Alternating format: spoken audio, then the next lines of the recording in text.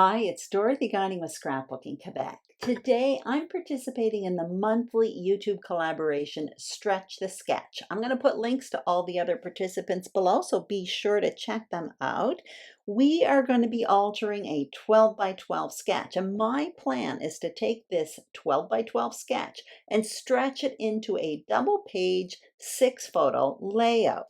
Here is the material I selected, and most of it comes from the Paige Evans Go the Scenic Route collection. I have a few other products there as well. I don't use them all, but basically what I did was I selected material from my huge October kit.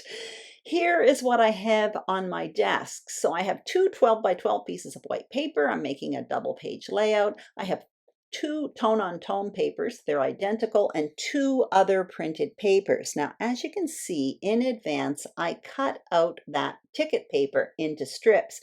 And for the little circles that were on it, I simply used two small circle punches to cut out the half circles on the side or the circles in the middle. I also matted my 6 photos, and I have a tray full of goodies for embellishments for later on. Now what I'm going to do is start creating my layered photo mat. So you see the sketch in the top left-hand corner. What I'm going to do is right now cut out the basic paper pieces for the 2 pages, but then I'm going to work on this page here, the page that you see on the screen, and then what I'll do is stretch it. I'll work on the second page, but this one here is going to end up being my right-hand page. So I am putting measurements for everything I'm doing on the screen, and I find this sketch really easy to stretch in the sense that that large block is kind of towards the middle already. So for me, it was just natural to stretch that large block over to the left to create a second page. So now what I'm going to do is adhere these page parts to the screen. And everything I'm doing is clearly a little bit bigger than what you see on the sketch. I always find I typically work, I think anyway, with larger photos than what's on the sketch. So everything else kind of changes in scale. That banner that you see is a shelf underneath the photos. I'm going to be replacing that with these ticket strips. So I'm just playing around with a few different things here. And I really wished I had adhered them in this color because you're going to see it brings me a little bit of grief later on. Anyway, it does change up a bit, but I'm going with it for the time being.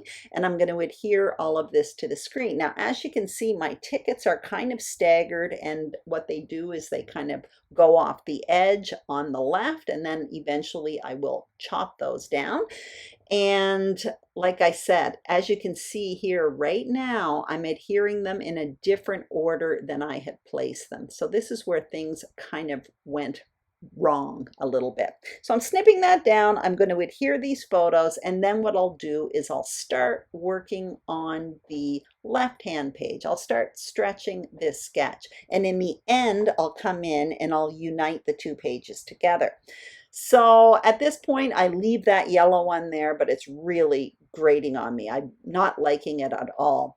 For the left-hand page, for the other page, I start by adhering a strip of paper to the far left, and then what I'm doing is putting that entire piece of paper in my trimmer and trimming it down to 12 by 12. So that just changes the shape of the canvas a bit. The white is no longer 12 by 12, it's a little bit narrower.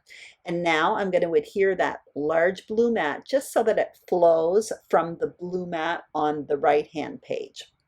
Once I get that down, you're going to see I create a border of photos. So I'm going to use 3 photos, which is something I often do when I stretch a sketch. I use kind of like the fancy 12 by 12 sketch, and I stretch the sketch and I create a border of photos. It's a great way of incorporating a lot of photos. It's also really easy on the eye because there are straight lines. So as you can see, I have a strip of paper that I'm putting to the left of those photos, but the placement of that is actually determined by the size of my title, which is downtown. A moment ago, I showed you some dies. Those are from Stampin' Up. They are large letter dies. They're from a few years ago. They're about 2 inches. They're really, really nice. So I wanted a big title there. I wanted it to fall within the blue. So that is how I determined the placement of that strip of paper. So as you can see, I have it all adhered down now. And now what you see me doing is struggling with that ticket border on the right hand side. I don't like the yellow. I removed it, and it turns out I didn't like that aqua color either. I found that aqua color was too close to that powder blue color that you see matted behind my photos and in the title.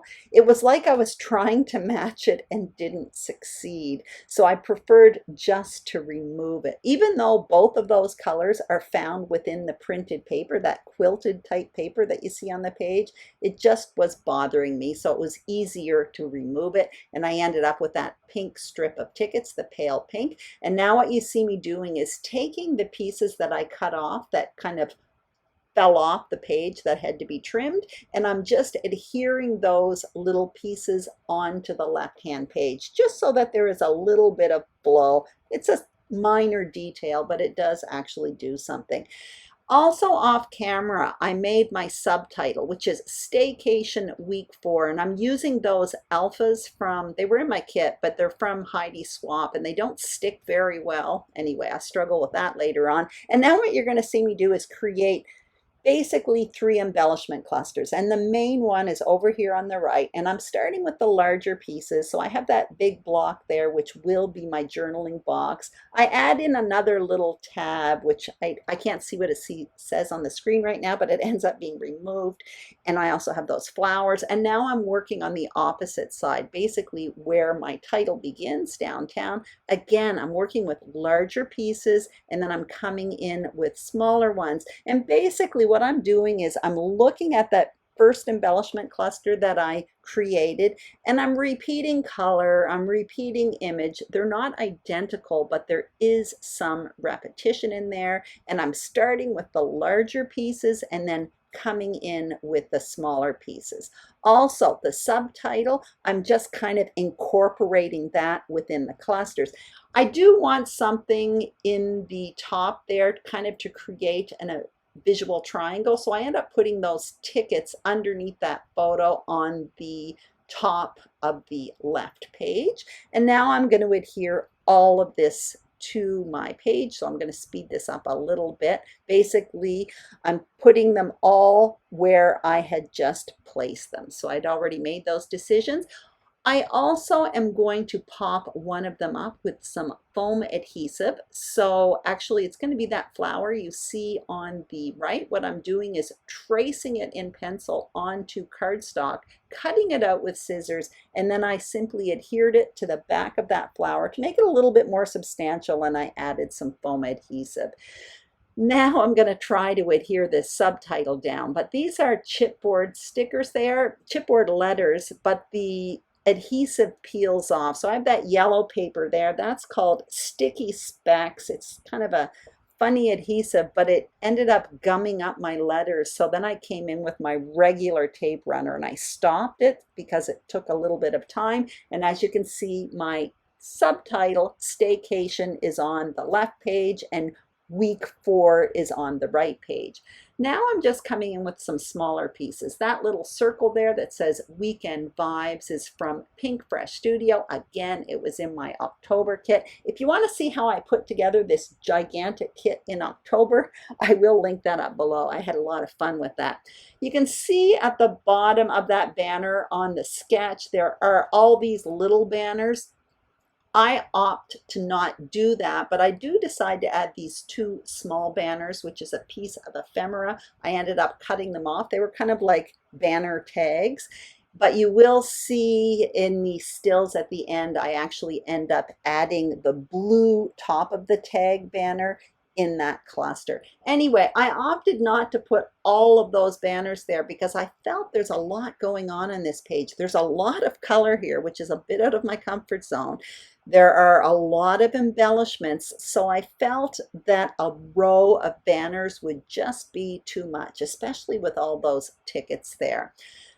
To finish off the page, I decided to add some faux stitching. So I'm just going to add it in 3 spots to create a visual triangle and just to kind of hold things down a little bit. So what I'm using here is a template from Stampin' Up. It's basically it's a template. It has these little holes and you poke the holes with a paper piercing tool and a sponge mat underneath. And then what I'm doing is joining the holes together simply with pen or with like a fine marker, and it looks like stitching. So all I did was along my title, kind of the top part of the title on the left hand page, I did it along the top of that journaling box, and I also did it along those banners at the bottom of the page, and that's it. The only thing you're going to notice at the very end is I ended up replacing my photo mats from the blue to the white. For some reason I ended up not liking the blue, even though on the screen it looked fine.